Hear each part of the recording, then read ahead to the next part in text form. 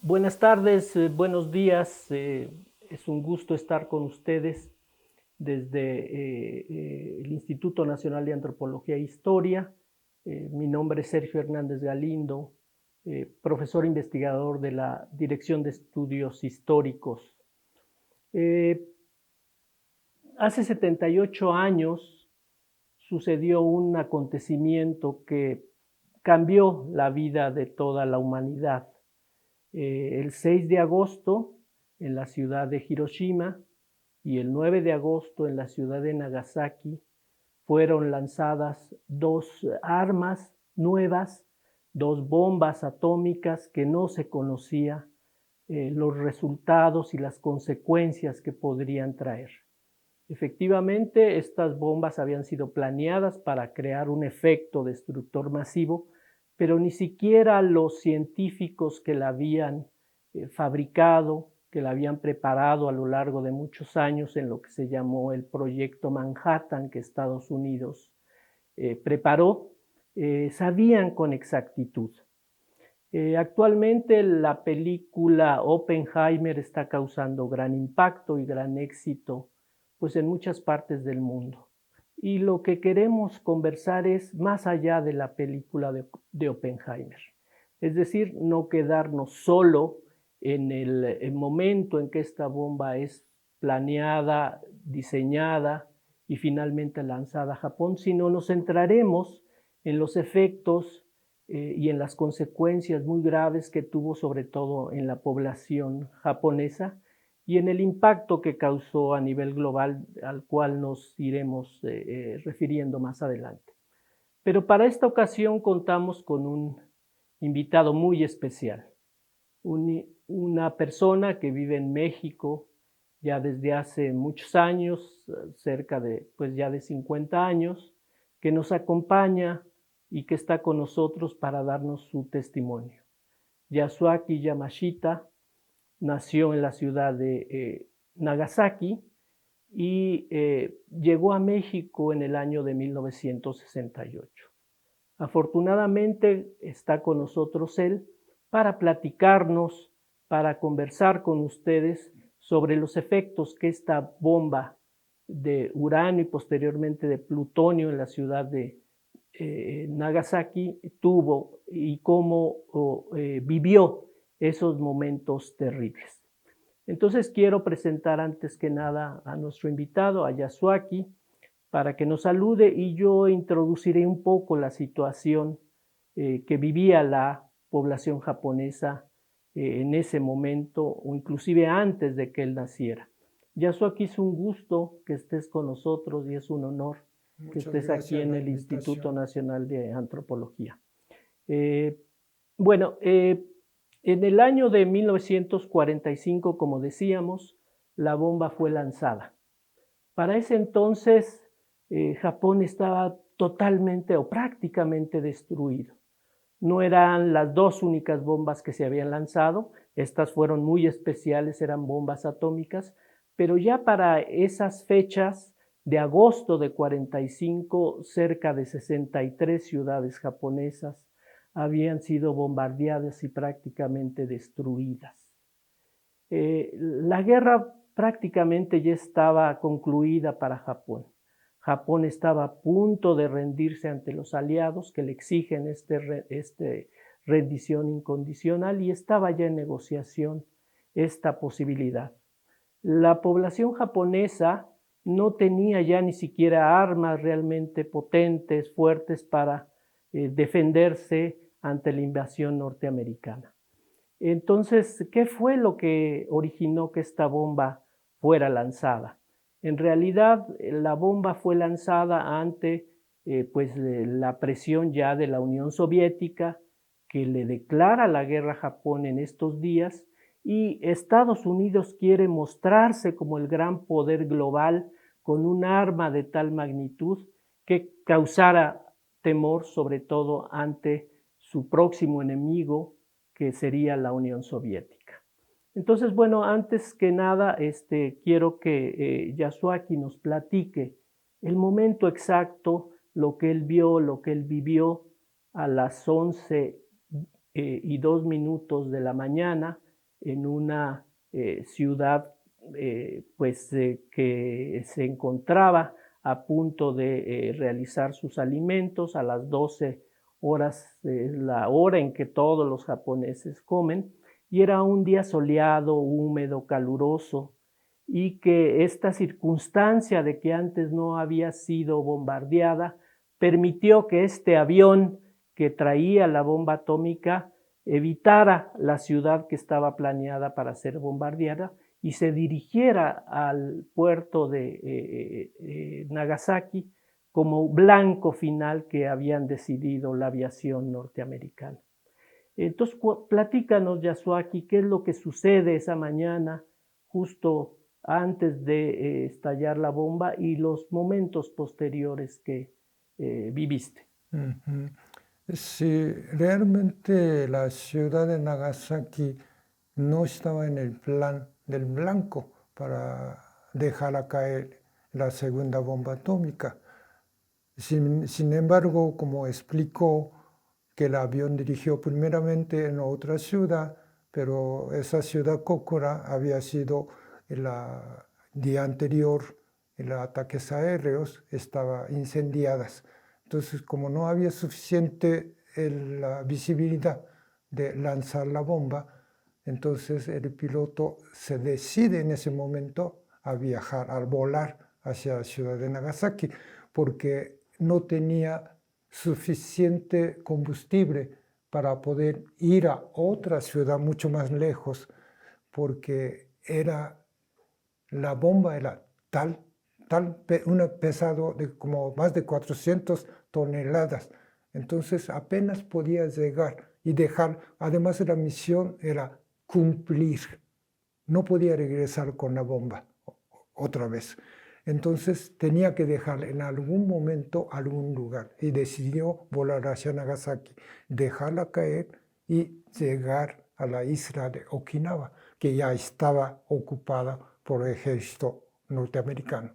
Bueno, entonces los ciudadanos de Nagasaki realmente no esperaban esa tragedia, pero ese día, bueno, amaneció muy bien, pero la gente dice que sonó como 3 veces la sirena de emergencia, o hay alguna gente que dice nada más sonó 2 veces, pero de cualquier manera,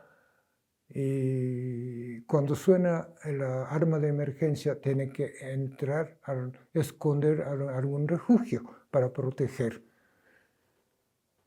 Entonces, bueno, en esos días cuando no había ataques aéreos o ningún problema, y los niños íbamos a la montaña cercana para cazar insectos y entretenernos cazando insectos como cigarras y libélulas. ¿Cuántos años tenías? Yo tenía 6 años. Entonces, ese día, no sé, precisamente yo estaba jugando solo, no había ido a la montaña con otros amigos. Y pasó un señor diciendo que hay un avión misterioso que está volando sobre la ciudad de Nagasaki. Y dice, tenemos que cuidarnos. Mi madre dijo, seguramente no va a pasar como de costumbre. Eso sí era cierto, como ya mencionaste, que las ciudades grandes en Japón ya habían sido destrozadas por completo. Y entonces, en ese momento, el momento que se fue el señor, y mi hermana que estaba dentro de la casa viene a decir exactamente lo mismo, mamá está anunciando en la radio que hay un avión misterioso que está volando sobre la ciudad, tenemos que cuidarnos. Entonces mi madre dijo, por si acaso vamos a entrar al refugio de la casa. Y eso quiere decir que durante toda la guerra, la mayoría de las casas japonesas tenía su propio refugio en caso de que no tenían un tiempo suficiente para ir al refugio de la comunidad, normalmente en la montaña. Y utilizar ese pequeño agujero haciendo abajo del suelo, abajo del piso de la casa, haciendo un pequeño agujero. Podía utilizar ese agujero momentáneamente, y entonces mi madre me llamó, vamos a entrar al refugio. Y cuando me tomó mi mano y entramos a la casa, vino una explosión terrible, una luz terrible, y que era como 1000 relámpagos al mismo tiempo, era muy fuerte. Y me jaló al suelo mi madre y me cubrió mi cuerpo con su cuerpo. Vino una explosión terrible, muy fuerte, y sentíamos que estaba volando miles de cosas encima de nosotros. Pero de repente un silencio total. Entonces nos levantamos, no había ventanas y puertas y tejados habían desaparecido. Y nunca habíamos experimentado esa destrucción. Pero de cualquier manera, gateando, llegamos a ese agujerito de la casa y mi hermana estaba ahí adentro ya y estaba llorando. Entonces mi madre le preguntó, ¿qué te pasa? Y mi hermana dijo, mamá, parece que me tocó un aceite. Y aceite quiere decir que había rumor de que Estados Unidos iban a utilizar la bomba química, pero nadie entendía qué tipo de bomba química que puede ser. Y la gente normalmente, pues, seguramente como algún tipo de aceite, porque mi hermana estaba sintiéndose que algún líquido aceitoso que estaba escurriendo de la cabeza, pero no podíamos ver. El lugar estaba muy oscuro. Hasta el momento que mi madre decidió llevarnos al refugio de la montaña, el refugio de la comunidad en la montaña, salimos a la luz. Entonces vimos que la cabeza de mi hermana estaba cubierto de pequeños pedazos de vidrios. Afortunadamente la herida no era tan profundo, así que mi madre pudo sacar todos los vidrios. Obviamente mi hermana sufrió y limpió la sangre, corrimos al refugio.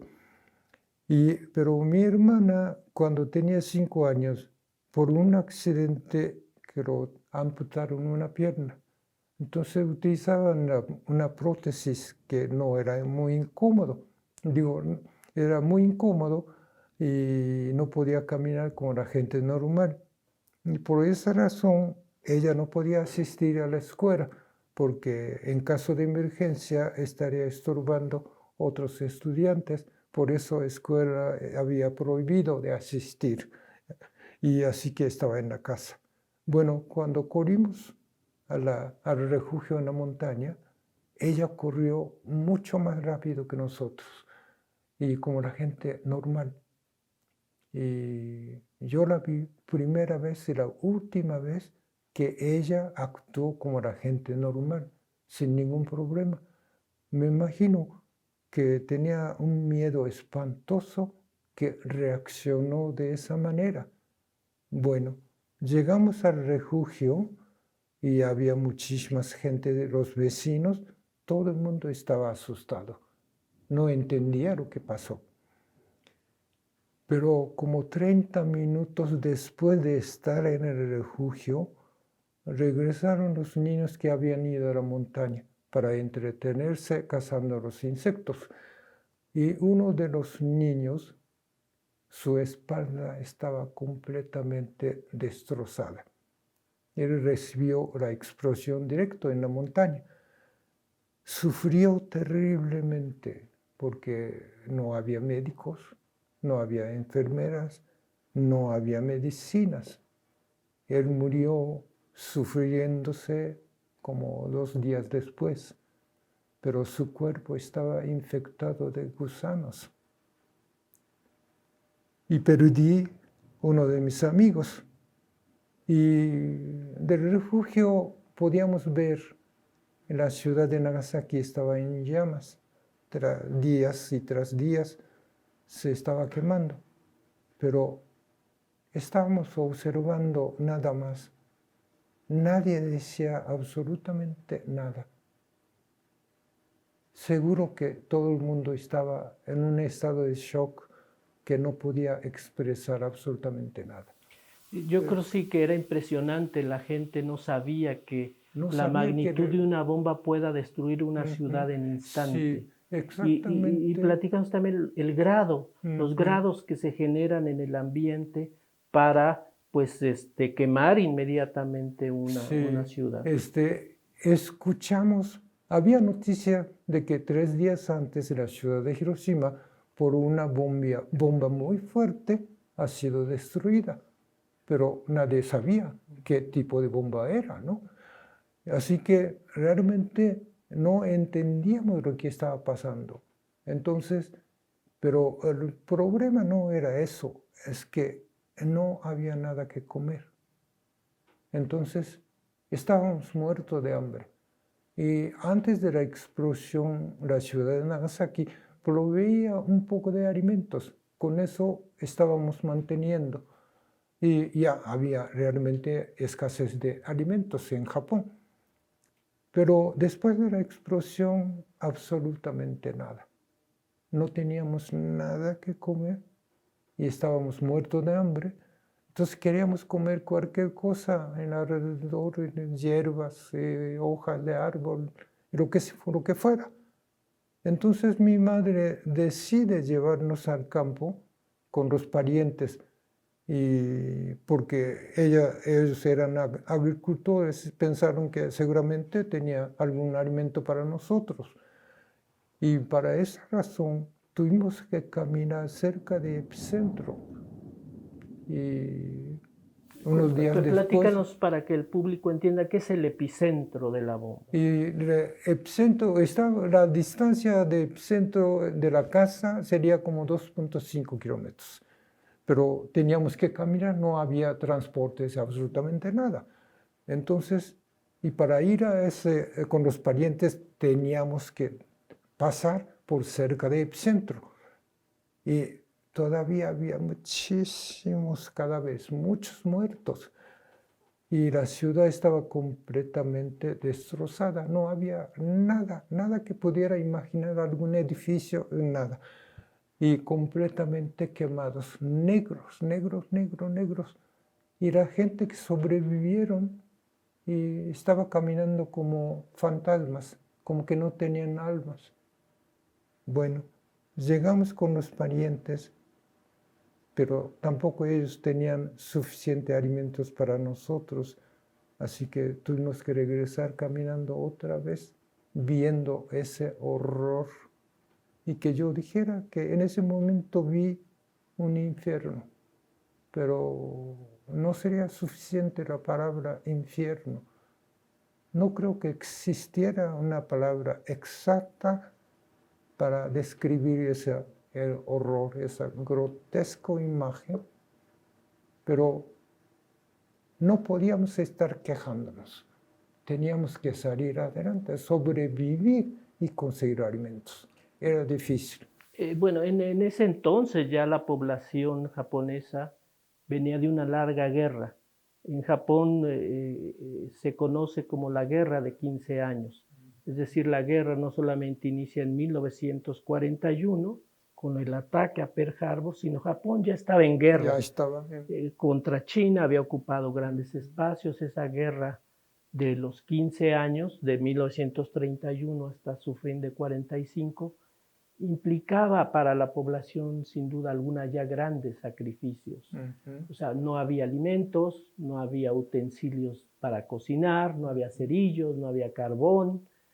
Como mencionaba, estaba ya derrotada totalmente y agotada la población japonesa. Ese Kurai Tanima, es decir, el valle lúgubre como se conoce, que sería importante ya comentarlo aquí ante nuestros oyentes, que no solamente fue con la bomba atómica, ya tenía muchos años. Muchos Que años. tú Sí, desde que exactamente. naciste ya estuviste Sí. en guerra, fuiste un niño Sí, permanentemente en porque guerra. el ejército de Japón ya no tenía ningún material para fabricar armas. Entonces exigían a cada familia que entregara todo tipo de metal, sartén, lo que sea, lo que fuera, algún metal que tuviera en casa, entregar al ejército, para que el ejército quería seguir fabricando armas. Pero entonces era difícil y la gente tenía que vivir, no tener alimentos, no tener un lugar donde cocinar y todo eso. Y la situación era terrible. Y además conseguir alimentos era casi imposible. Sí, bueno, al momento del estallamiento de la bomba y las horas posteriores, días, tan solo en la ciudad de Nagasaki murieron, no tenemos los datos exactos, no, nunca lo sabremos, cerca de 70,000 personas. Exacto. Y en la ciudad de Hiroshima, 140,000 personas muertas por esta terrible arma que no sabíamos, nadie sabía en ese entonces la magnitud, la fuerza que podría tener. Y bueno, pero también Japón ya había vivido una larga etapa de destrucción.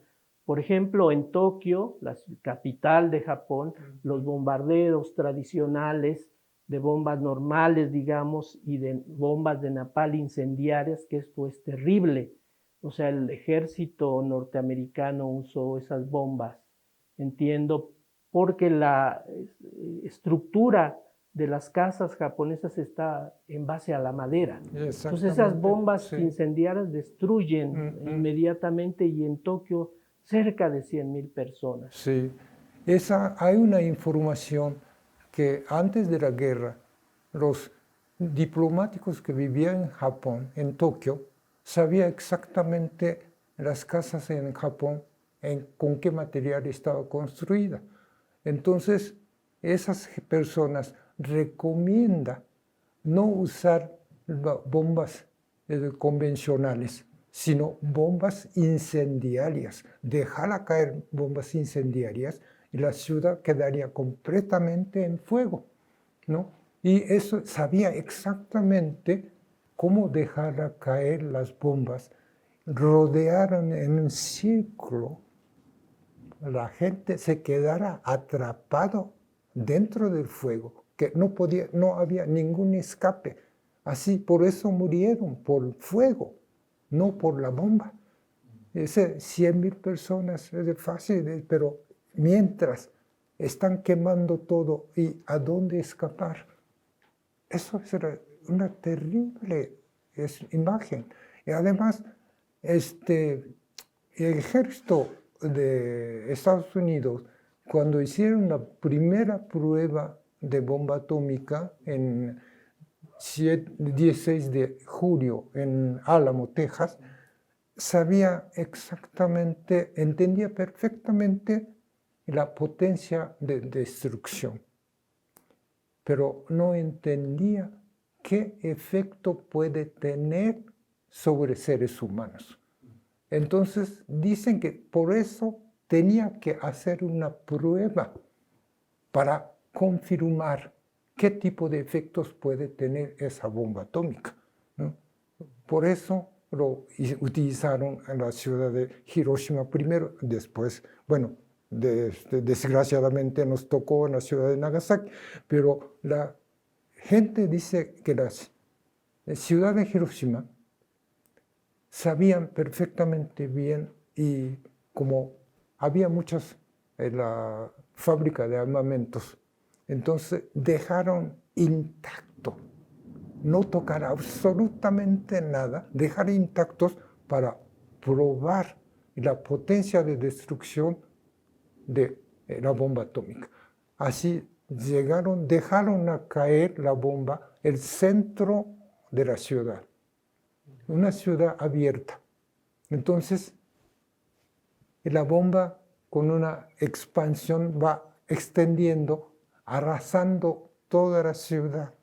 Por eso murieron muchísimas gentes, mucho más que en la ciudad de Nagasaki, porque la bomba de plutonio que cayó en la de Nagasaki era mucho más potente que era bomba de uranio en Hiroshima, pero murieron casi la mitad de la población, porque la ciudad de Nagasaki, como está rodeado de pequeñas montañas, entonces la bomba se cayó hacia la orilla y se va expandiendo hacia la bahía, no se expandió como en la ciudad de Hiroshima, porque las montañas se lo protegían, así que la onda expansión se tenía que seguir así, más o menos cerrados. Así que se salvaron muchísima gente de Ciudad de Nagasaki. Bueno, no solamente es el efecto destructor de inmediato, como nos decías, sino el problema de la radioactividad. Entiendo que, bueno, tu padre, una de las primeras actividades que se le obligó, bueno, que toda la población decidió, era buscar a sus seres queridos que se encontraban, que sabían que habían ido o se encontraban en el centro de la ciudad. Bueno, quemar, o sea, enterrar o incinerar a tantos cuerpos, ¿no? Menciono la cantidad de 70,000, era imposible. ¿Y ahí qué pasó? Tu papá estaba sano, no sufrió, digamos, efectos de radioactividad, sí. ¿Cómo fue esta situación? Porque mi padre en ese entonces tendría como 50 años, así que no había sido convocado a ir al frente. Pero en la ciudad de Nagasaki realmente ya no había hombres mayores, así realmente todos los jóvenes han ido a la guerra. Entonces, después de la explosión, de inmediatamente lo llamaron para ir al epicentro para quemar todos los cadáveres, que dicen que era tal cantidad de cadáveres que no podían estar enterrándolos. Así que hicieron, y tenían que hacer una pila de cadáveres, echar el aceite o gasolinas para que se quemaran. Pero tal cantidad de gentes que murieron en ese lugar, y dicen que ya era imposible, aún quemando no era posible. Entonces decidieron tapar todos los cadáveres que estaban, tapar todos, ahí reconstruir la ciudad.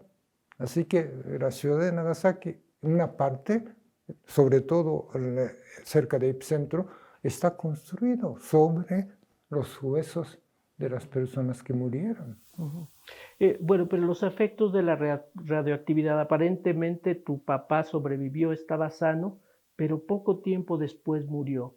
Empezó la gente entonces a entender que la bomba tenía efectos más allá de su propio instante de lanzamiento, y sin saberlo todavía con exactitud, la gente empezaba a morir paulatinamente. En el caso de tu padre, ¿qué fue lo que sucedió? Mira, como estuvieron muchas horas quemando los cadáveres, y además nadie sabía, allí estaba contaminado de radioactividad, ¿no? Había ahí, pero nadie sabía. Así que entraron, no únicamente mi padre, sino muchas gentes entraron en ese lugar, busca de familiares, amigos, hijos, a quien sea, y se contaminaron. Entonces, de repente empezaron a morir. Y mi padre, como no sé, 2, 3 días de estar trabajando, quemando cadáveres, y empezaron a decir que tenía sensación de que se le estaba cayendo todos los dientes. Sus dientes estaban bien, pero él tenía esa sensación de que estaban perdiendo los dientes. Pero nadie sabía que era efecto de radioactividad, porque no había ninguna información, ¿no? Y así que en ese entonces, el ya padre, unos días después ya no podía ni trabajar. Empezó a enfermarse y estuvo mucho tiempo en coma. Al final murió, pero muchísimas gentes que entraron a busca de gentes contagiaron también de radioactividad, empezaron a morir. Y nadie sabía. Pero dicen que la realidad, inmediatamente después de la explosión, los médicos japoneses entraron al epicentro a hacer investigaciones, qué efectos estaba teniendo. Cuando entran 30 de agosto, cuando la ocupación de Norteamérica, del ejército de Estados Unidos, confiscan todas esas investigaciones que habían hecho los médicos japoneses, se los llevan a Estados Unidos y lo guardan en un archivo secreto. Ellos mandan sus propios investigadores para hacer efecto de qué es lo que estaba pasando, porque ellos entendían que estaba pasando algo. Pero esa investigación era nada más para ellos. No compartía con los japoneses. Y además censuraron completamente hablar de la bomba atómica. No, el periódico, radios, no podía hablar absolutamente nada. Así que nadie sabía lo que estaba pasando. Así que cuando murió mi padre, pues nadie dijo, seguramente ya alguna enfermedad, por eso murió, no un efecto de radioactividad, porque nadie sabía entonces. Sí, efectivamente, lo que se muestra en la película Oppenheimer es, digamos, el poder destructivo. Se sabía que causaba radioactividad, pero como nos cuentas, no se sabía los efectos exactos, prácticos que iba a tener la población que fue parte de esta radioactividad que deja la bomba atómica y que puede durar pues muchos años. La radioactividad puede durar pues de cientos de años. Y esa situación se le prohibió, como nos comentas, que el propio pueblo japonés, bueno, existió la ocupación del ejército norteamericano hasta 1952.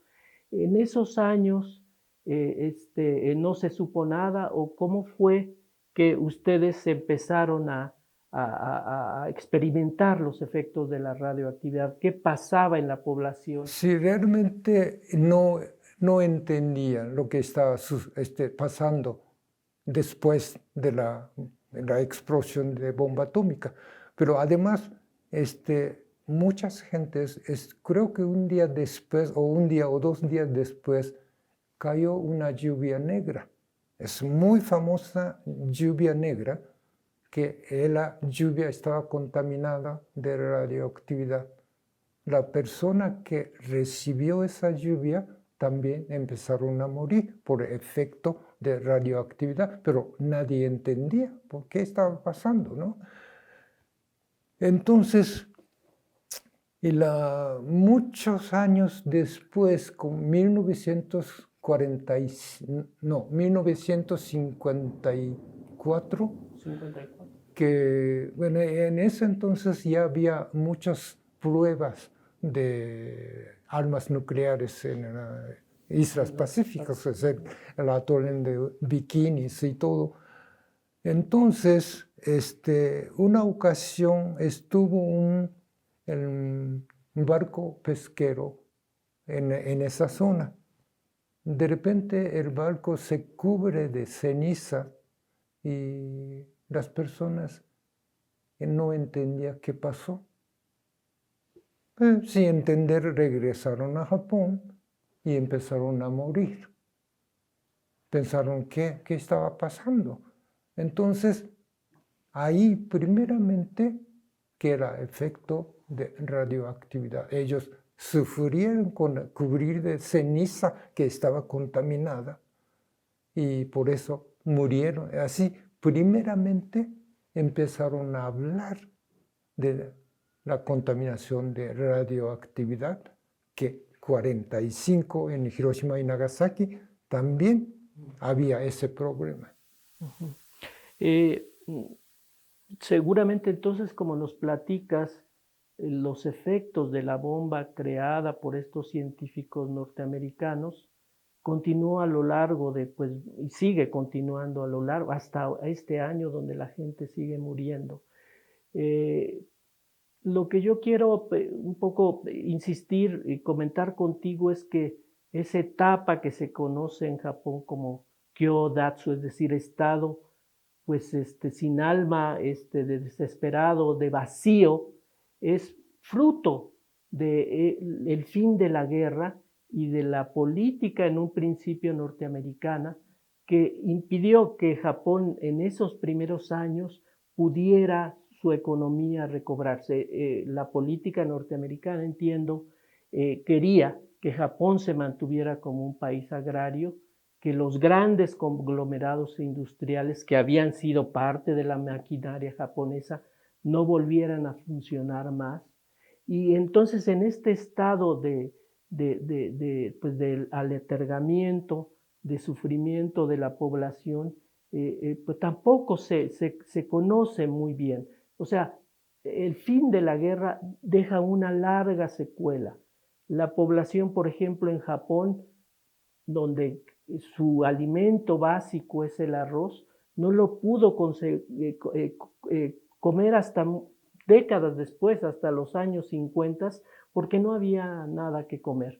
Mucha de la comida del arroz se traía de las zonas ocupadas por Japón, en Asia, en China, etcétera, en los países que ocupa. El azúcar, que era básica también prácticamente era importada. Entonces, todos estos, por decir algunos, solamente algunos ejemplos, no los había. Las escuelas quedaron destruidas totalmente en este estado, pues que se alarga. Cuéntanos esa parte cuando tú ingresas a la escuela primaria, ya al año siguiente, en 1945.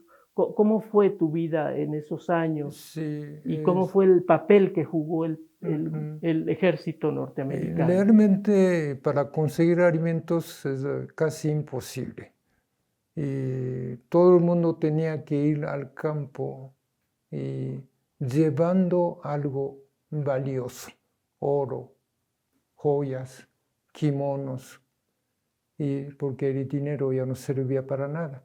Y además, las personas que tenían algunos alimentos no recibían el dinero porque no servía nada. Entonces, tenía que llevar alguna cosa valiosa, pedir en cambio que nos diera algún papas o camotes. Arroz era imposible. Para conseguir arroz sería algo milagroso, tenía que llevar así una joya algo mucho más valor. Entonces la gente realmente estaba sufriendo, seguía muriendo de hambre, muchísimas gentes. Y además muchos niños quedaron en la calle y que no tenían padre, no donde vivir. Muchos vivían en la calle. Y empezaron a surgir el mercado negro, pero para eso también conseguir alguna cosa, pues se tenía que pagar algo. Pues casi, para gente normal era algo imposible. Así que cuando entré en la primaria, realmente el hambre terrible, todos los niños estaban sufriendo de hambre. Y además la escuela estaba destrozada y no teníamos el salón para estudiar, entonces siempre estudiábamos casi en el aire libre. Pero algún momento que estábamos, muertos de hambre, un día recibimos un alimento maravilloso, decir maravilloso, que era leche en polvo y una ciruela pasa en pan duro, es pan seco. Pero los niños que estaban muertos de hambre eran así como un alimento que cayó del cielo, ¿no? Entonces decimos, ay maestro, qué maravilla, ¿quién nos regaló? Entonces dijo, son los soldados norteamericanos. Bueno, eso únicamente sucedió una sola vez. Pero dijimos en ese momento, muchas gracias, los soldados americanos, estábamos agradecidísimos, pero disfrutando ese alimento, ¿no? Pero después seguíamos muertos de hambre. Pero teníamos que salir a luchar para conseguir alimento e ir sobreviviendo, porque realmente el gobierno ya no tenía capacidad de estar ayudando a todos los ciudadanos. Así que cada persona, cada ciudadano tenía que salir adelante por su propia fuerza y construir la casa y todos los que se podían juntar, maderas quemadas, lo que fuera, encontrar algunos materiales para poder vivir, evitar la inclemencia de lluvias, el vientos y todo eso. Así que duró muchos, muchos años así el sufrimiento de morirse de hambre y realmente vivíamos en la miseria. Muchísima gente vivía en miseria, experimentar así como decir bajos fondos. Así estábamos mucho tiempo. Sí, esta situación de falta de alimentos lleva a un cambio de la política norteamericana en el sentido de que pudiera causarse una enorme revuelta ante tantas dificultades y sufrimientos en las grandes ciudades. Pues las estadísticas nos muestran, por ejemplo, que en Tokio 60% no tenía hogar ante la destrucción masiva. En las grandes ciudades, pues total de casas que se destruyeron de acuerdo a estas estadísticas, el 35% de todos los hogares en Japón estaba destruido. Entonces, esta bomba y esta guerra dejan terribles consecuencias que es necesario pues recordar a 78 años del fin de la guerra y lo que costó. Bueno, se señala que sin esta bomba la guerra no hubiera terminado, que la ocupación hubiera sido muy complicada y hubieran muerto muchos soldados para ocupar Japón, pero bueno, veíamos que ya no había forma realmente de defenderse Japón, ¿no? Entonces, en este sentido, bueno, Estados Unidos empieza a cambiar, a permitir nuevamente que las industrias empiecen a funcionar. Hay grandes apoyos de alimentos importados. Y bueno, finalmente es otra guerra, la guerra de Corea, que hace que Estados Unidos decida, Japón ahora sí nos puede servir como base de nuestro ejército y como puente para crear otra economía que permita a Estados Unidos ya enfrentarse en el año de 51 a Corea y a la Unión Soviética y a todo China, ya un país comunista. Entonces esto es lo que realmente permite que esta política cambie. Ya en ese entonces entiendo que tú ya habías estudiado y trabajabas en un hospital que se crea para atender a los que tenían enfermedades como consecuencias de la bomba atómica. Esta parte de tu vida, ¿cómo la viviste? ¿Qué hiciste en ese hospital? ¿Cuál fue tu experiencia ya como ser humano ante esta situación? Sí, realmente ahora mencionaste la ocupación de Estados Unidos cuando comienza la guerra de Corea, norte y sur, y ellos, el ejército de Estados Unidos, para apoyar a Corea del Sur, tenía la base en la isla de Okinawa, porque estaba muy cerca. Entonces, bueno, no únicamente en esos momentos durante la guerra de Corea, sino actualmente la isla de Okinawa y la mayor parte de Japón está ocupado todavía de ejército de Estados Unidos. Hay muchísimas bases y así que sí, realmente todavía no está terminado en ese sentido, ¿no? Pero sí, al terminar mi estudio de preparatoria, bueno, comencé a trabajar, pero empecé a sufrir una enfermedad que los médicos no podían entender, pero qué es lo que estaba pasando, porque vomitaba la sangre, evacuaba la sangre y no podía trabajar. Y duré eso como 2 años. Entonces, ya dos años después empecé a tener más o menos una salud normal, estable. Entonces me recomendó una persona ir a trabajar en el hospital de la bomba atómica en la ciudad de Nagasaki. Hasta en ese momento nunca había pensado que yo soy sobreviviente de la bomba atómica, pero en el hospital diario estaba muriendo mucha gente, estaba sufriendo de cáncer.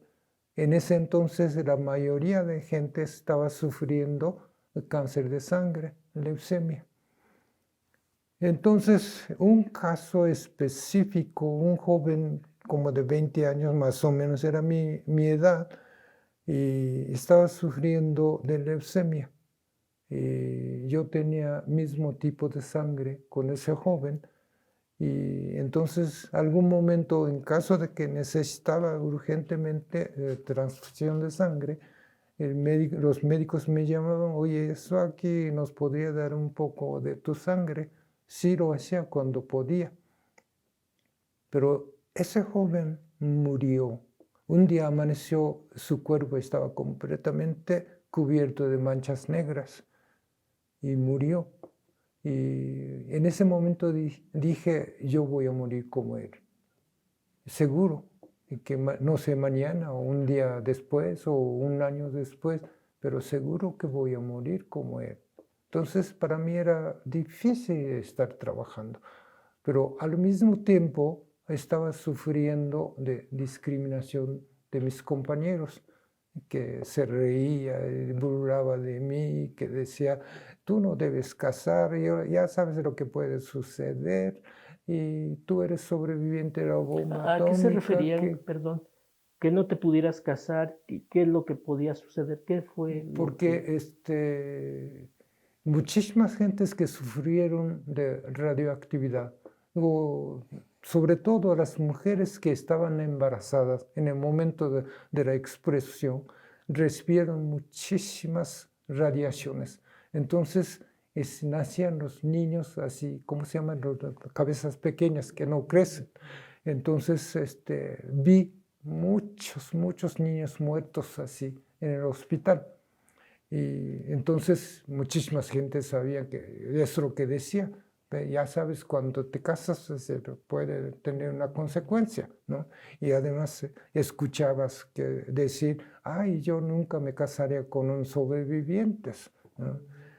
Bueno, no únicamente de yo, la mayoría de la gente de los sobrevivientes sufrieron de discriminación, porque como nadie entendía lo que estaba sucediendo con los sobrevivientes, y decía: ay, seguramente los sobrevivientes tienen alguna enfermedad contagiosa, así que hay que separarlos y no tener ninguna relación con ellos, ninguna amistad.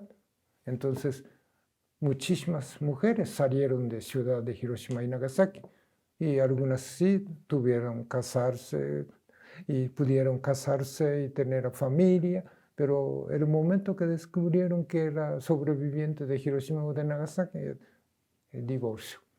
Entonces muchas mujeres no podían soportar esa discriminación y escogieron irse de este mundo y por la puerta falsa, de suicidarse.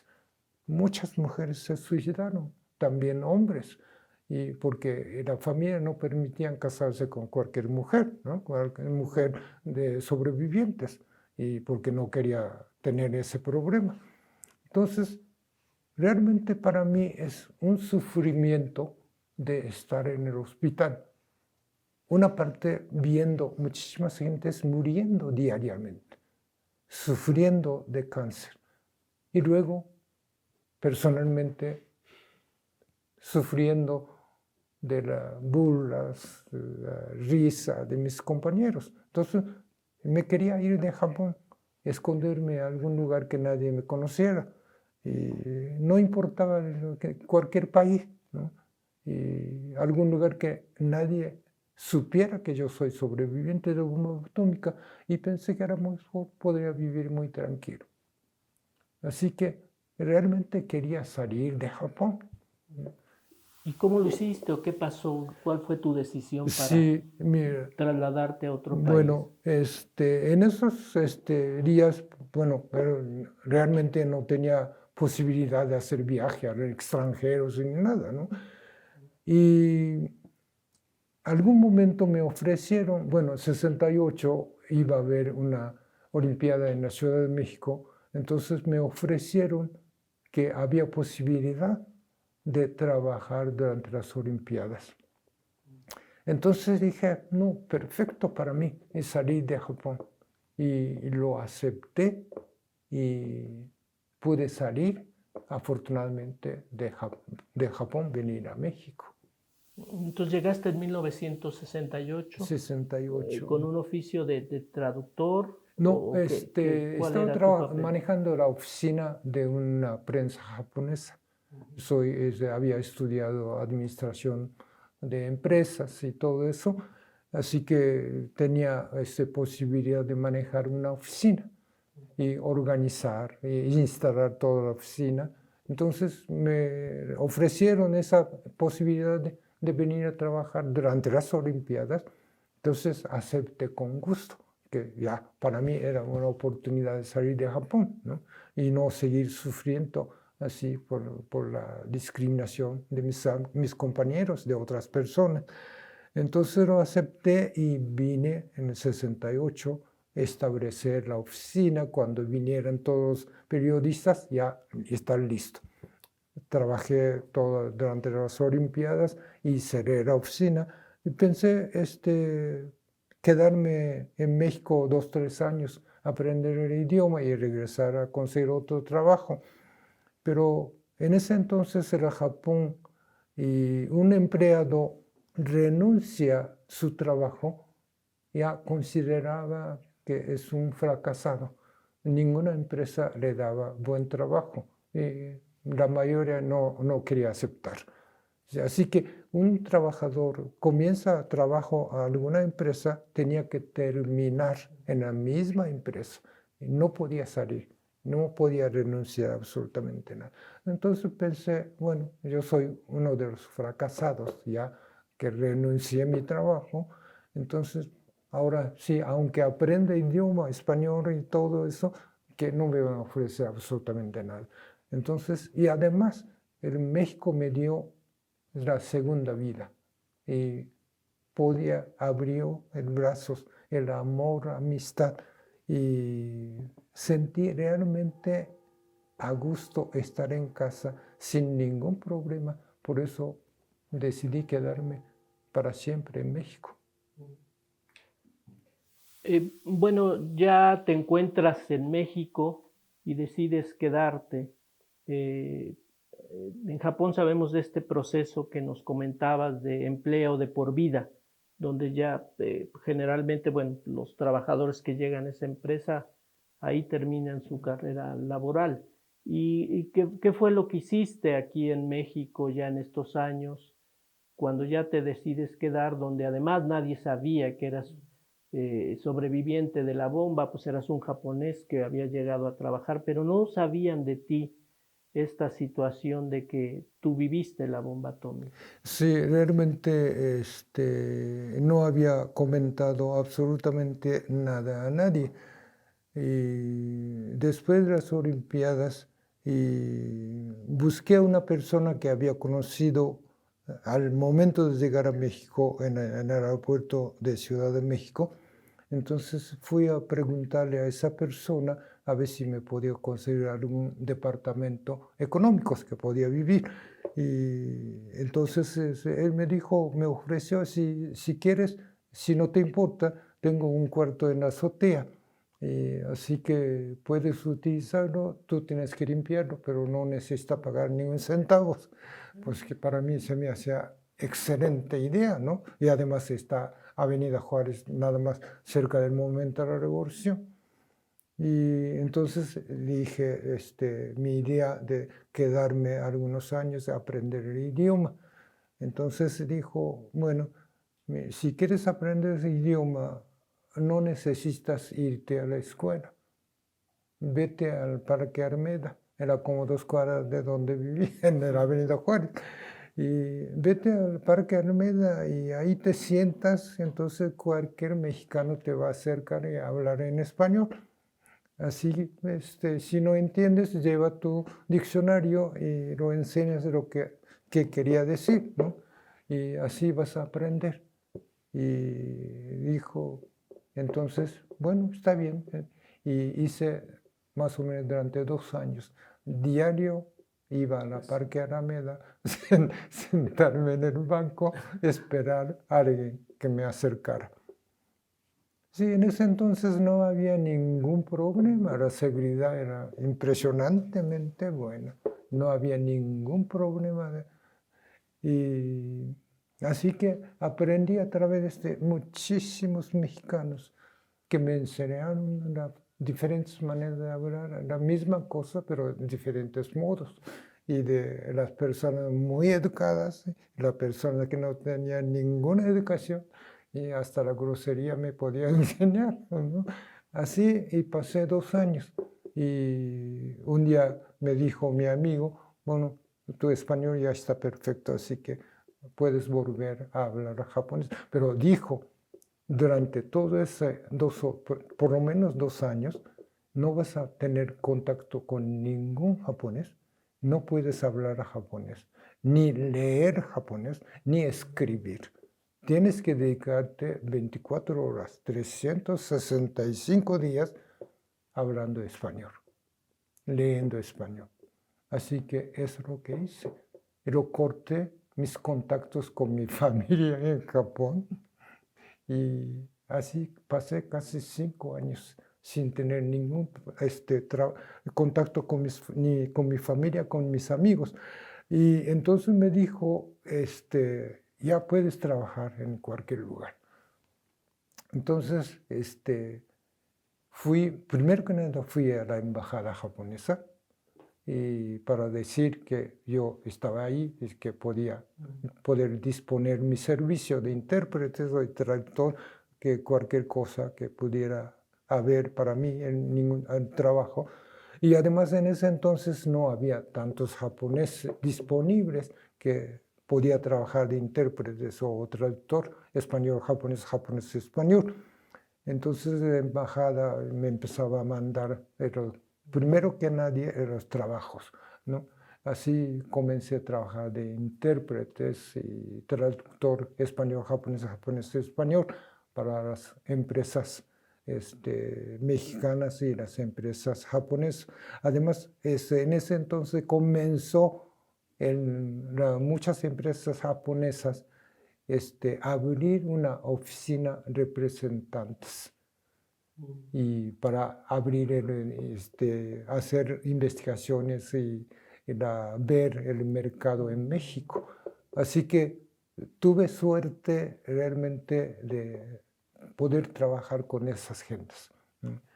Y además me sirvió mucho de aprender, no gramáticamente en una escuela, el idioma, y podía entender el doble sentido de los mexicanos cuando estaba hablando y todas esas cosas, así que me ayudó mucho. Así seguí trabajando de intérprete.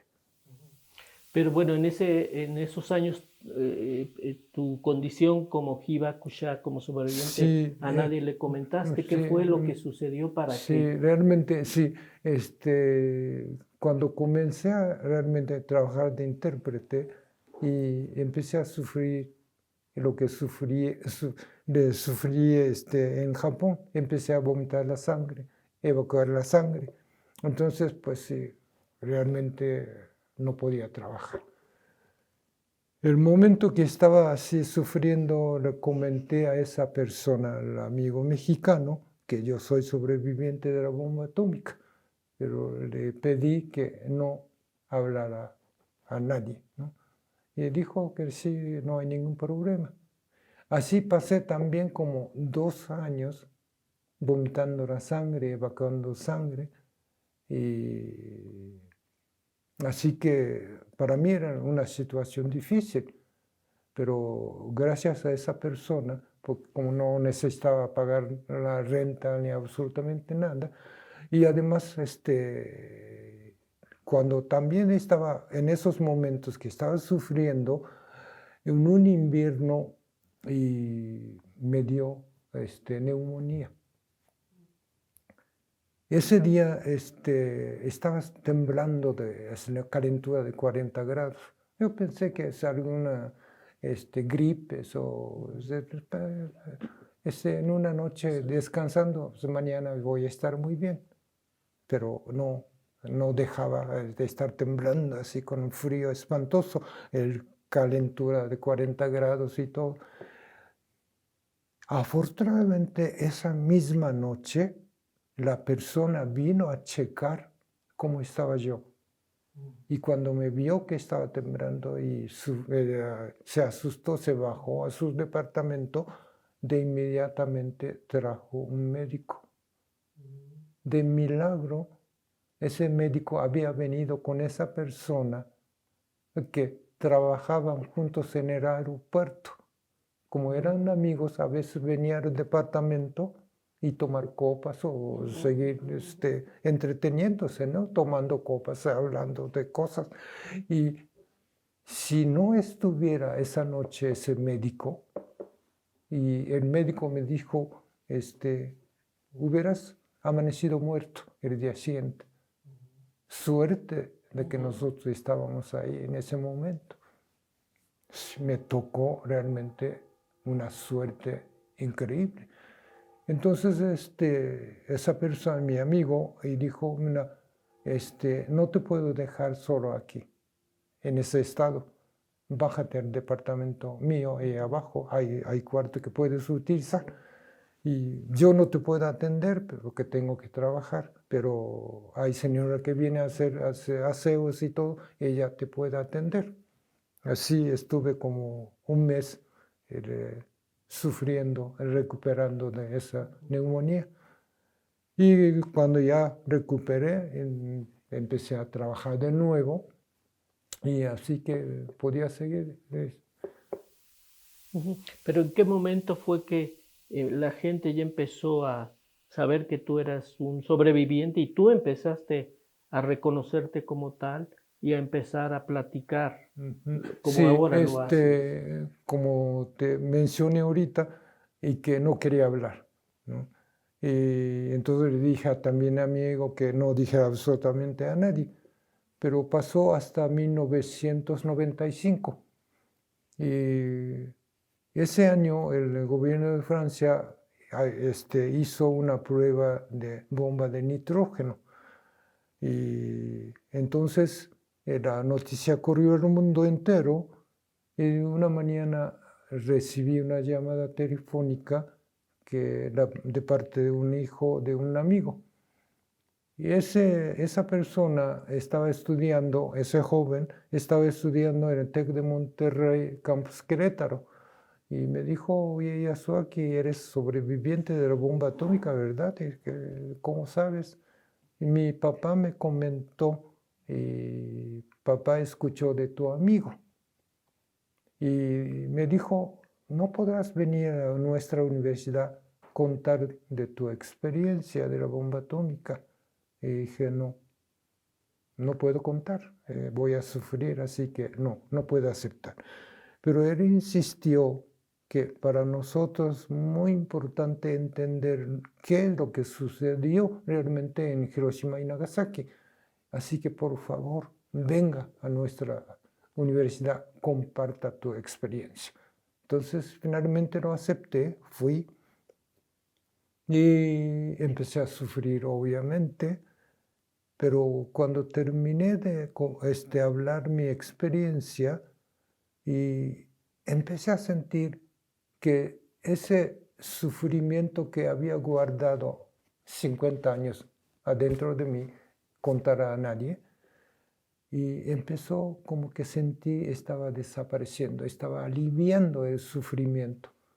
Entonces me dije, esta es mi terapia, tengo que hablar, tengo que sacar todo lo que tengo escondido y así sería, y además serviría que el mundo entero entienda lo que sucedió en Hiroshima y Nagasaki.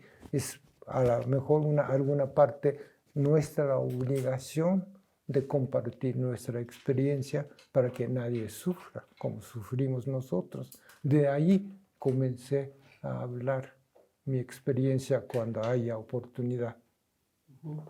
Y bueno, a partir de ese entonces has tenido ya muchas actividades, no solamente tú, sino un grupo de sobrevivientes de la bomba que han creado una asociación en Estados Unidos que se llama Hibakusha Stories, que justamente su idea es conversar, transmitir su experiencia, a quiénes hay que transmitirla y cómo lo han hecho ustedes. Bueno, la verdad yo no sabía ese grupo de Hibakusha Stories y un día una persona que estaba en ese grupo vino a San Miguel de Allende y me dijo que él estaba dentro de ese grupo. Estamos haciendo tal actividad y visitar la escuela, compartir la experiencia de los sobrevivientes con los estudiantes de preparatorias y todo. Si tiene alguna duda, ve a la página web. Entonces lo chequé y sí, entendí perfectamente bien lo que estaba haciendo ahí en Nueva York, mayormente en Nueva York, ¿no? Visitar a las escuelas preparatorias, compartir con los estudiantes. Entonces me invitó, ¿por qué no vienes a Nueva York y compartir tu experiencia? Entonces, primeramente pensé, pues, ¿qué caso tiene ir a Estados Unidos a hablar de experiencias? Pues, ¿qué le va a interesar? ¿No?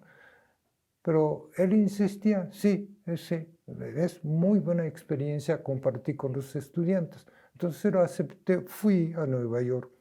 Sí, de entonces, es 2011, y de ahí comencé a trabajar con casi todos los años, ir a Nueva York y a hacer visitas, 3, 4 escuelas al mismo día, estar una semana en Nueva York.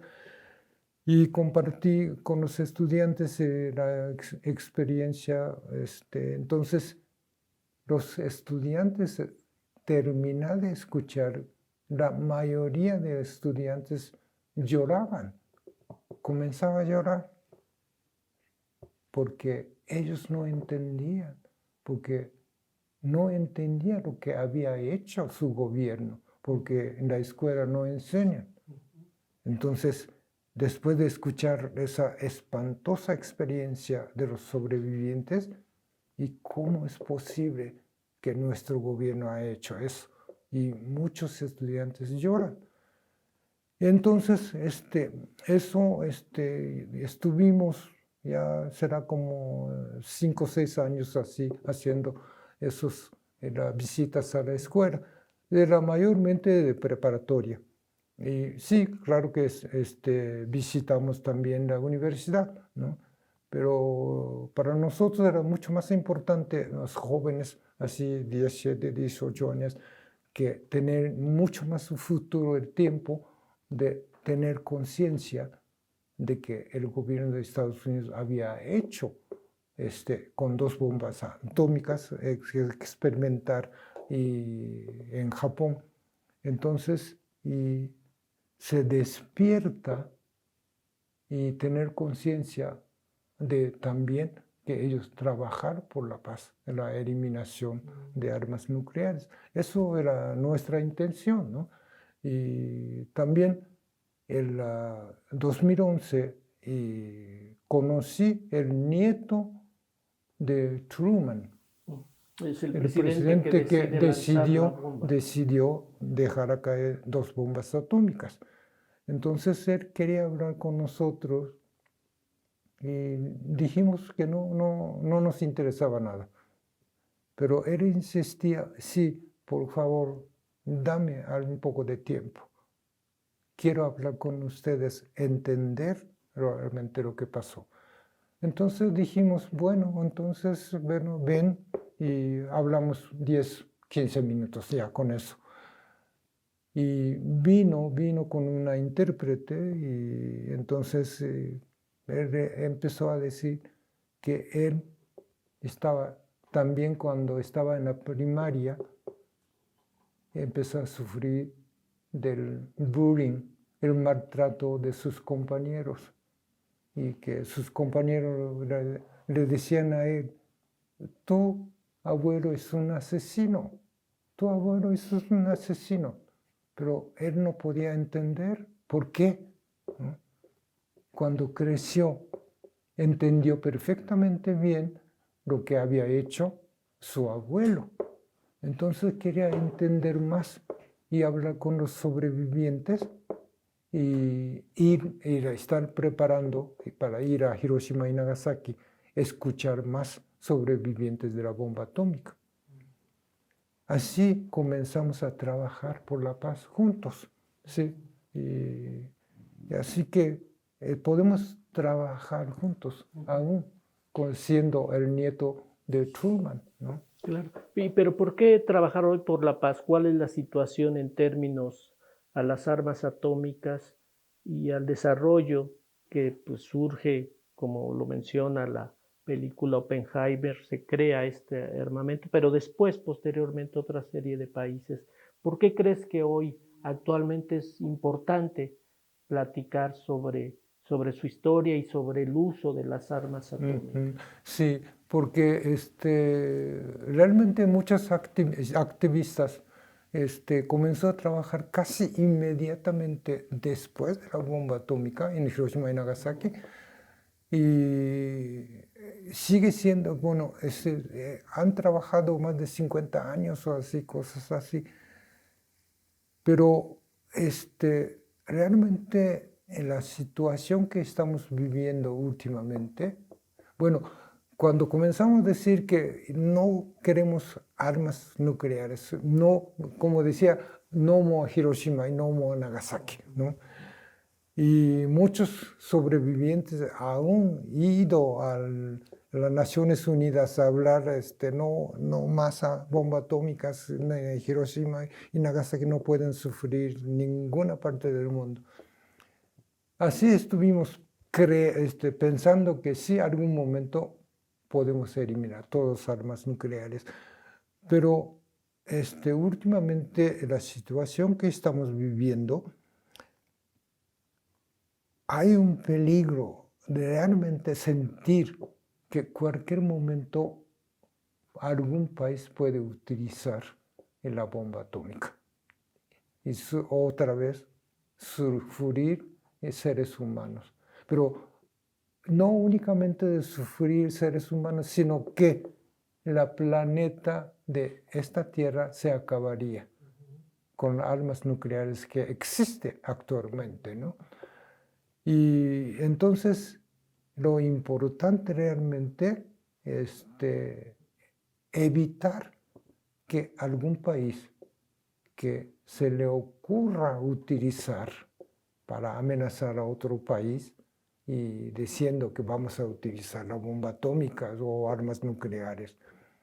Y entonces eso es el peligro de sentir miedo de nosotros sobrevivientes y que la gente va a sufrir de nuevo como nosotros sufrimos. Eso es lo que no queremos, que nadie, absolutamente nadie, sufriera como sufrimos nosotros, porque el sufrimiento no es el momento de la explosión. 78 años después estamos sufriendo todavía. Mucha gente está muriendo por la consecuencia. Así que nosotros ideas de educar a los jóvenes que tengan conciencia y de estar pendiente de que en ninguna parte del mundo que se le ocurra utilizar la bomba atómica. Sí. Por eso estamos trabajando. ¿Cuántos países y cuántas ojivas nucleares existen que nos pudieras platicar y esta situación que puede suceder ya. Sí, mire, el último estudio que han hecho, calculan, pero realmente nadie sabe exactamente cuántas armas nucleares hay, pero se supone la capacidad que tiene cada país y dicen que existe más de 13.000 armas nucleares. Bueno, poseen Estados Unidos, Rusia, Gran Bretaña, Francia, China, India, Pakistán, Israel, Norcorea. Son 9 países. Y más del 90% posee entre Estados Unidos y Rusia. Además, Rusia está hablando de mover la parte de armas nucleares en la Bielorrusia, tener allá ya instalado. Pero aparte de eso, en este instante, Estados Unidos tiene, creo que como más de 1.600, Rusia también más de 1.600 armas nucleares instaladas, mar y tierra, donde sea, instantáneamente puede lanzarse. Ese es el peligro. Y además Norcorea, que está amenazando cada rato lanzando misiles y teniendo cada vez más armas nucleares y hacer cada vez más pequeños, y con esas cabezas de nucleares poner en el misil y ya tiene alcance a Estados Unidos. Están amenazando así. Entonces puede suceder en cualquier momento, puede ser el capricho de una persona, el acabar este planeta. Entonces, por eso realmente es importante que cada uno tener conciencia de que decir que no armas nucleares. No podemos convivir con armas nucleares. Bien. Bueno, en la película Oppenheimer pues, se narra, se describe todo la forma en que Estados Unidos preparó como junto a los científicos para crear esta arma. Sin embargo, bueno, tú nos platicas más allá de lo que es solamente la construcción y el lanzamiento de la bomba. En el caso de este lanzamiento, la mayoría de la gente que murió no eran militares, No. eran civiles. El Sí, total sí. de militares muertos japoneses en la guerra son cerca de 2 millones, mientras 3 y tantos millones fueron civiles. O sea, las consecuencias de la guerra las sufre la población y no los que inician la misma guerra o los militares. En este caso, creo que Oppenheimer abre este pequeño hueco para que se sepa lo que es una bomba, pero tú nos platicas más allá, el sufrimiento y las consecuencias es la población civil como tú. ¿Qué comentarías o cuál es tu mensaje que nos podrías dar? Sí, fíjate que irónicamente lo mataron muchísimos civiles, o sea, utilizaron sobre los civiles que vivían en Japón. También irónicamente en la ciudad de Hiroshima y en la ciudad de Nagasaki había prisioneros de guerra, los soldados americanos, los soldados holandeses o de quien sea, y murieron también ellos, ¿no? Pero eso es una parte ironía de eso. Y matar a los ciudadanos inocentes que no tenían nada que ver con la guerra. Y además, la prueba que hicieron ahí en 16 de julio de 1945 en Álamo, muchísimas gentes, población que vivía cerca en ese lugar, empezaron a morir las consecuencias. Y también últimamente supe que todas las materias de uranio trajeron de Congo. Del Congo.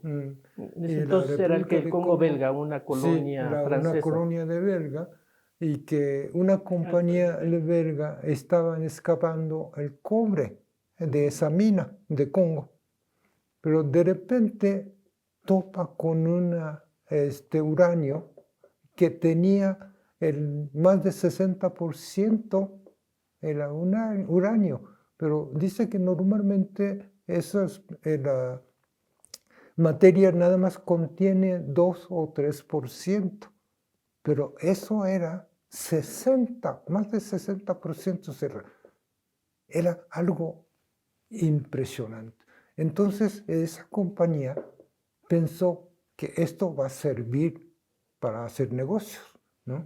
Y estaba comenzando la situación a ponerse muy difícil. Era invasión de Alemania a la Polonia y todo eso. Entonces pensó la compañía, esto va a servir. Entonces comienza a sacar la cantidad de cosas y guardar en una parte. Pero por otra parte, todos los que estaban trabajando en mina de la gente de Congo comenzaron a morir porque esa radiación, terrible radiación que tenía esa materia. Entonces, y eso parecía como que no le importaba, ¿no? Sí. Entonces, cuando el Japón ataca Pearl Harbor, agosto 12 De de diciembre de 41. Sí, 41. Entonces, este es el momento. Entonces, Estados Unidos y le dice a esa compañía, manda todo. Bueno, él ya había casi 1.200 toneladas de uranio, había enviado a una parte de Estados Unidos, tenía ya almacenado. Entonces, sabe ese director de Manhattan, Proyecto Manhattan, de Steve Grove, y dice, tráeme todo. Entonces, hicieron un negociazo con esto y tenía materia completamente dominado, todas las materias de uranio, ahí ellos lo tenían. Pero al mismo tiempo, Rusia quería hacer la bomba atómica, ¿no? Pero no tenía materia. Pero ya Rusia había derrotado a la Alemania, entonces sabían que en Alemania había tenido material uranio, y van a Alemania y lo saca todo ahí y comienza a fabricarse armas. Bueno, nos has platicado cómo pues, el uso de las bombas atómicas afectan básicamente a las poblaciones civiles, y también nos has platicado cómo entonces la guerra es un negocio del cual la población finalmente no obtiene ninguna ganancia, sino son estos grandes conglomerados o gentes que se enriquecen. Pero también, bueno, recuerdo que en el año 2011 sucede un terrible accidente con el terremoto y el accidente de la planta nuclear, que también es en Japón, Fukushima, donde la población también va a ser afectada por el uso, por la radiación que va a generar este uso pacífico de la energía atómica. En ese sentido, bueno, pues la humanidad también está en riesgo ante cualquier accidente. Antes había sido Chernobyl en la Unión Soviética, pero ahora también es la población japonesa en esta área de Fukushima que también se ha visto afectada por los efectos de la radiación que genera pues descomposición, esta destrucción de la planta de Fukushima. ¿Qué nos puedes decir al respecto? Sí, primero que nada, es difícil comprender. El Japón es un país de terremoto. Todo el territorio, en cualquier parte puede suceder el terremoto. Tener planta nuclear ahí, ya sabe que puede suceder cualquier accidente. Bueno, 2011, ese gran terremoto del norte de Japón y gran tsunami después. Entonces destruye la planta nuclear de Fukushima. La gente tuvieron que evacuar, no podía vivir. porque había radiaciones. Y hasta ahora muchísimas gentes no han podido regresar después de 11 años.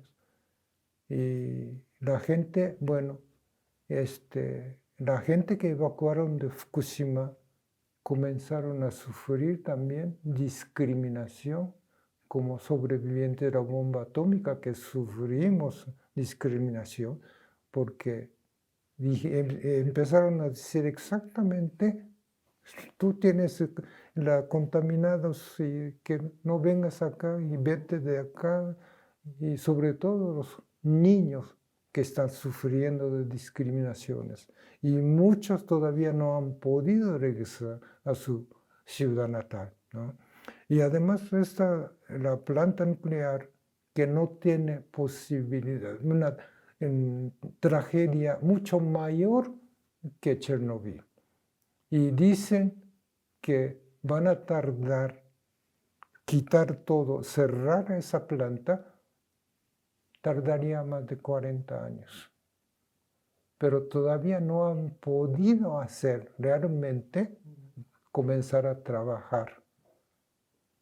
Y además, mientras esa planta nuclear tiene que estar enfriándose, tiene que estar echando el agua fría y todo para que enfríe. Esa agua contaminada están acumulando tierra de juntos a la planta nuclear, el agua están aumentando cada vez, ya no hay espacio donde guardarlo. Entonces, la compañía de la planta nuclear de Fukushima y el gobierno de Japón decidieron juntos bajar esa agua contaminada a nivel mucho más bajo de lo que está reglamentado mundialmente, dejar tirar en el mar. Y últimamente los especialistas fueron a Fukushima a hacer estudios y todo, dieron perfectamente bien. Eso está a nivel mucho más abajo que está reglamentado. Así que no hay ningún peligro, se puede soltar hacia el mar, ¿no? Pero el gobierno chino dijo no.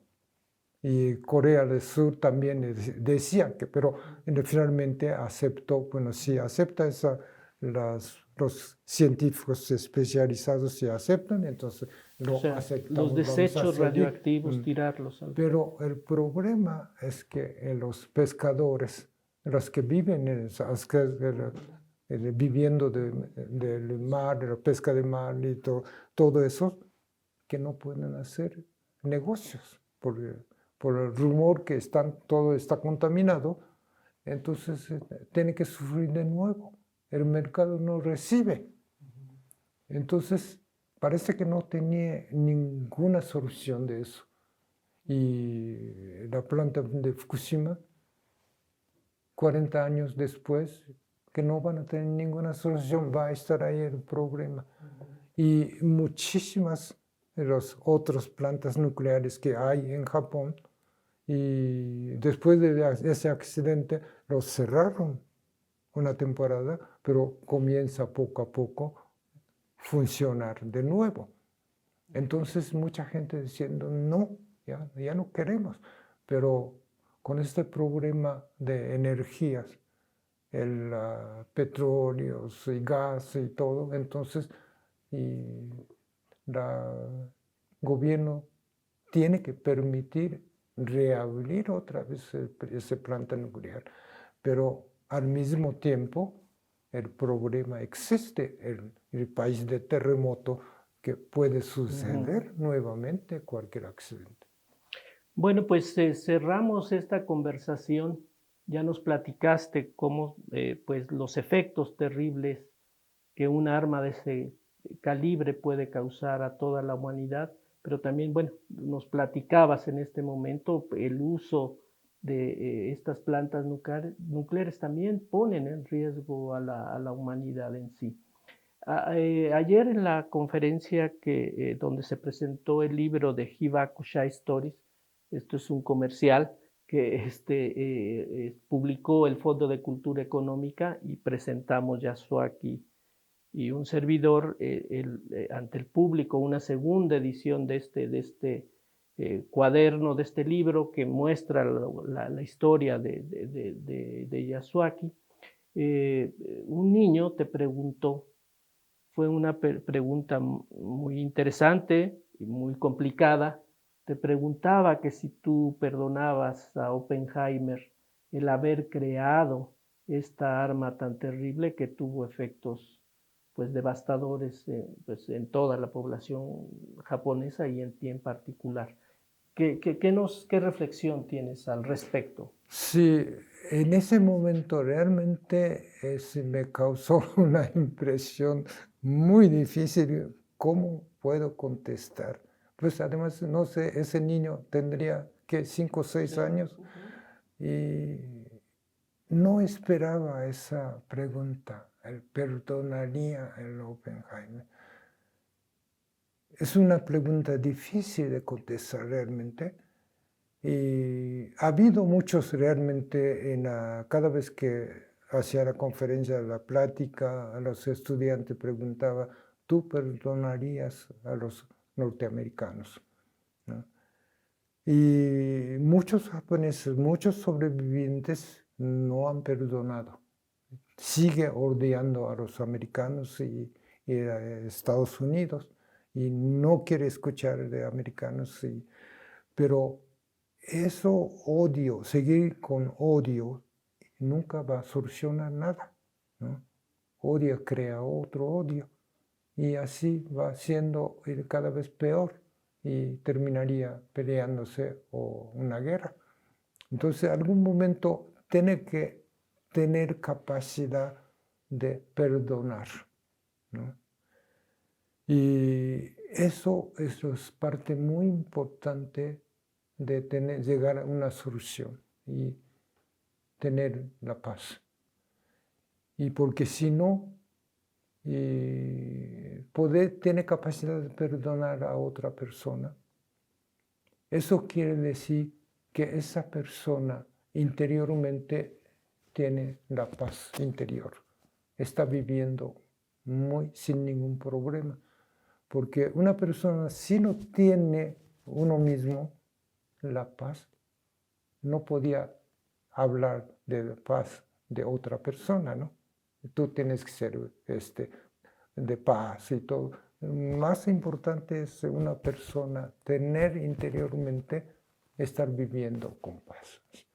Así le dije, sí, es difícil, pero como te dije, estamos trabajando juntos con el nieto de Truman, lo perdonamos y seguimos juntos trabajando.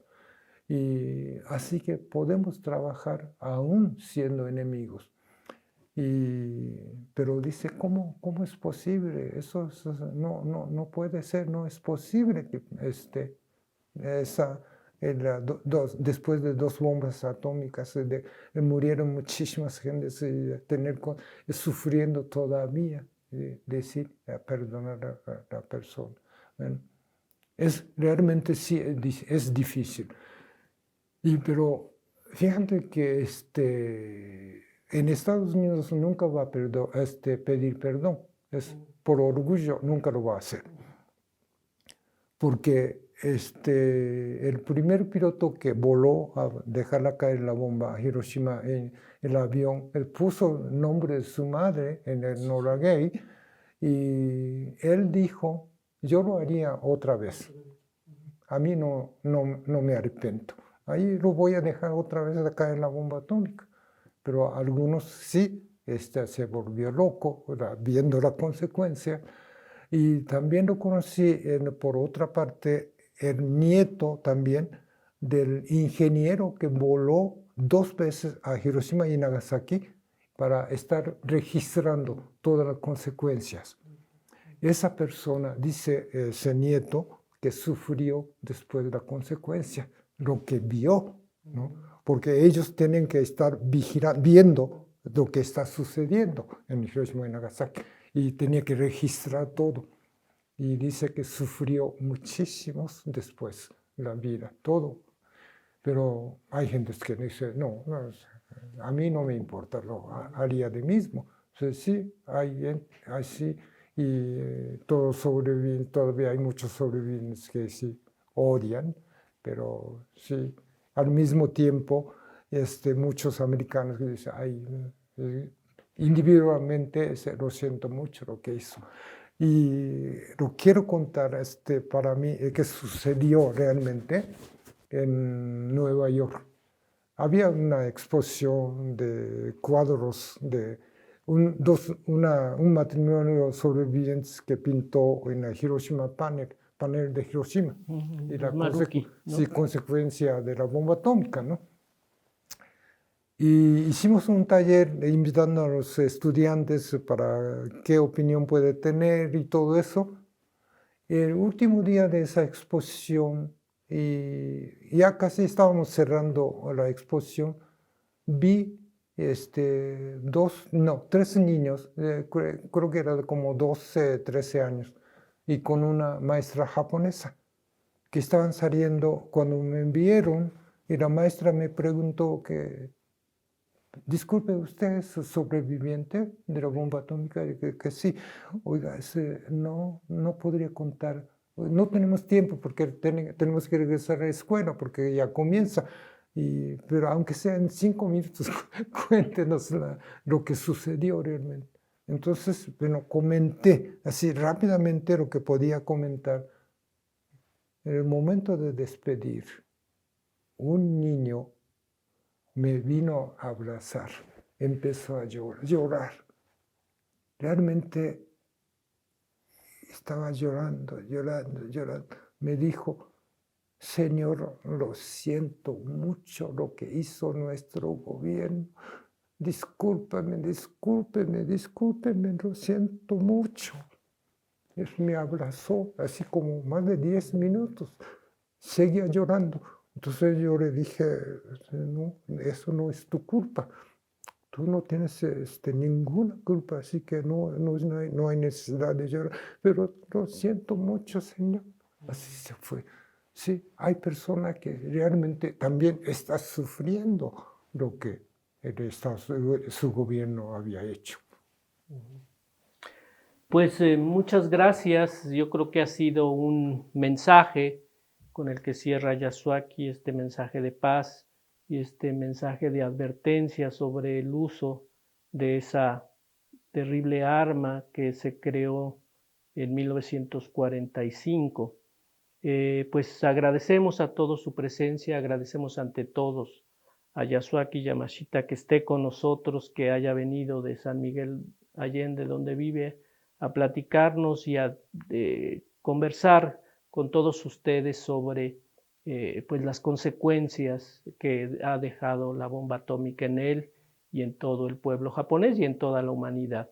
Les agradecemos nuevamente y pues agradecemos a TV INA que nos haya alojado a nosotros para poder transmitir ese mensaje que no solamente es de historia de la bomba atómica, sino de gran actualidad, de gran presencia que nos hace reflexionar a todos sobre pues esta condición.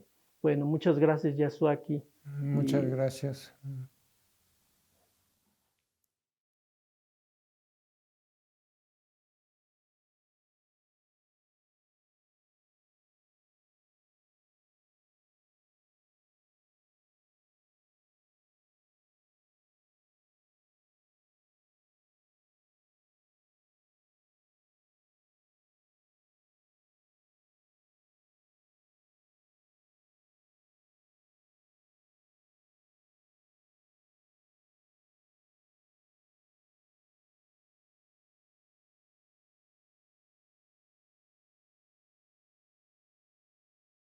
Gobierno de México.